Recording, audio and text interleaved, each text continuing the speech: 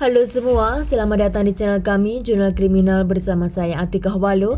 Bagi Anda yang menyukai pembahasan tentang kasus-kasus kriminal, kami sengaja membangun channel ini untuk Anda. Jangan lupa untuk mendukung channel kami dengan cara subscribe, like, komen, dan share ke media sosial yang Anda punya.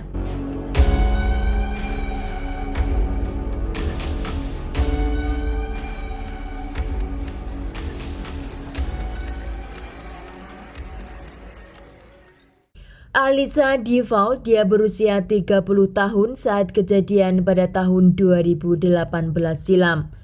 Alisa tinggal di Myrtle Beach, wilayah South Carolina bersama dengan kekasihnya yang bernama Chris Mattenchen dan juga dua anak Alisa yang berusia 8 dan 10 tahun. Namun kedua anak Alisa ini bukan anak dari Chris, melainkan anak dari pasangan sebelumnya. Alisa adalah seorang YouTubers yang selalu mengupload tutorial make up. Followernya melihat Alisa sepertinya dia adalah tipe orang yang elegan, karismatik, dan wanita yang mengutamakan kecantikan dan penampilan. Pada bulan Desember pada tahun 2018, tidak saya dapatkan tepatnya tanggal berapa, namun pada malam hari, Chris terbangun dan ketika dia mencari Alisa tidak ada di kamar, dia mencari Alisa ke kamar mandi. Dan di sana Chris menemukan Alisa di lantai kamar mandi dengan penuh genangan darah di lantai. Chris melihat darah dari area bawah Alisa dan segera setelah itu Chris membawa Alisa ke rumah sakit. Setibanya mereka di rumah sakit, dokter menemukan tali pusar dan plasenta yang masih berada di rahim Alisa, namun dokter tidak menemukan bayi di sana. Maka dokter menanyakan kepada Chris dan Alisa kemana bayi yang baru saja Alisa lahirkan. Chris terlihat kaget dan bingung mendengar pertanyaan dari dokter. Namun Alisa mengatakan jika dia tidak melahirkan seorang bayi, dia hanya merasakan sakit perut dan terjatuh di lantai kamar mandi. Alisa juga menyatakan jika beberapa tahun yang lalu saat dia memiliki masalah kesehatan, dokter telah menyatakan jika dia tidak dapat memiliki anak lagi. Dokter dan perawat di rumah sakit tersebut merasa curiga bahwa pasangan ini telah melakukan suatu kejahatan.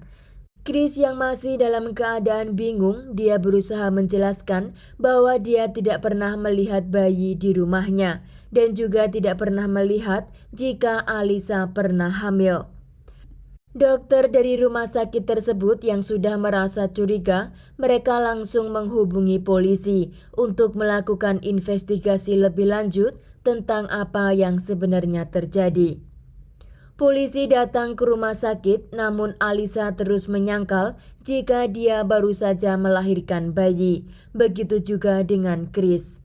Setelah didesak oleh pihak kepolisian dan juga dokter, Alisa tidak bisa menyembunyikan kebohongannya jika dia memang benar baru saja melahirkan seorang bayi. Alisa mengatakan jika dia memang hamil, namun tidak ada orang yang mengetahui kehamilannya, tidak juga dengan Chris. Alasan dia menyembunyikan keadaan tersebut, menurutnya dia sudah memiliki 2 orang anak dan tidak mau lagi menambah anak dari Chris. Maka dari itu dia sembunyikan kehamilannya dari keluarga dan juga kekasihnya. Menurut pengakuan Alisa, pada malam itu dia merasa kontraksi karena memang sudah waktunya dia melahirkan. Maka dia pergi ke kamar mandi dan di sana dia melahirkan seorang bayi laki-laki. Dan menurut Alisa, bayi tersebut dalam keadaan sehat. Namun karena merasa kesakitan, Alisa pun pingsan di dalam kamar mandi selama kurang lebih 15 menit. Setelah dia terbangun, dia melihat bayinya sudah dalam keadaan biru. Karena dalam keadaan panik, dia langsung memutuskan tali pusar dan membungkus bayi tersebut dengan kantong plastik sampah dan dia masukkan ke dalam tong sampah di kamar mandi. Dengan rencana dia akan bangun dan nantinya dia akan buang sampah tersebut ke pembuangan sampah di luar rumahnya. Belum sempat dia berdiri karena masih lemas dan kesakitan, Chris membuka pintu kamar mandi dan langsung melarikan dirinya ke rumah sakit. Setelah mendapat pengakuan Alisa, polisi langsung mendatangi rumahnya dan di tong sampah kamar mandi, polisi menemukan tubuh bayi yang sudah tidak bernyawa. Dokter yang memeriksa jasad bayi laki-laki tersebut menyatakan jika bayi itu dalam keadaan sehat dan hidup saat lahir. Dan menurut dokter, bayi tersebut meninggal karena sesak nafas yang kemungkinan karena terbungkus oleh plastik setelah Alisa masukkan ke dalam tong sampah. Namun Alisa mengatakan jika bayinya sudah meninggal ketika dia masukkan ke dalam kantong sampah, yang dimana dia melihat bayi tersebut sudah membiru. Di tengah-tengah investigasi kasus bayi laki-laki itu, polisi dibuat terkejut dengan pengakuan Alisa jika itu bukanlah yang pertama kali terjadi. Yang dimana menurut pengakuan Alisa, jika pada tahun 2017 lalu, tepatnya bulan November, Alisa juga melahirkan seorang bayi perempuan. Dan dia melahirkan bayi tersebut di dalam rumahnya di kamar mandi. Saat itu Chris tidak ada di rumah dan bayi yang dia lahirkan juga dalam keadaan sehat, walaupun tali pusar melilit leher bayinya. Beberapa saat kemudian bayinya terlihat membiru, lalu Alisa membungkusnya dengan plastik sampah dan dia buang di tempat sampah di dekat rumahnya. Dan saat itu tidak ada yang mencurigai dan semuanya berjalan dengan lancar. Dia juga tidak mengalami kesakitan atau komplikasi, maka dia tidak perlu periksa ke dokter. Semua pengakuan Alisa pun dikonfirmasi oleh dokter lokal yang memeriksa kehamilan Alisa pada tahun 2017 silam, yang dimana Alisa melakukan USG kehamilan dan dokter mencatat jika kondisi bayinya juga dalam keadaan sehat. Namun setelah check up tersebut, Alisa tidak pernah kembali lagi ke dokter. Dan saat Chris dimintai keterangan tentang kehamilan yang pertama, Chris juga sangat bingung karena dia tidak mengetahui apa yang sebenarnya terjadi.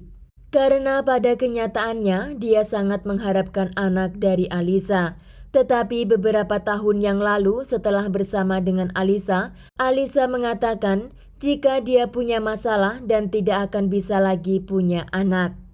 Maka dia tidak pernah berpikir jika Alisa sedang mengandung anaknya. Jika saja dia tahu, dia akan sangat bahagia dengan kehadiran buah hati mereka.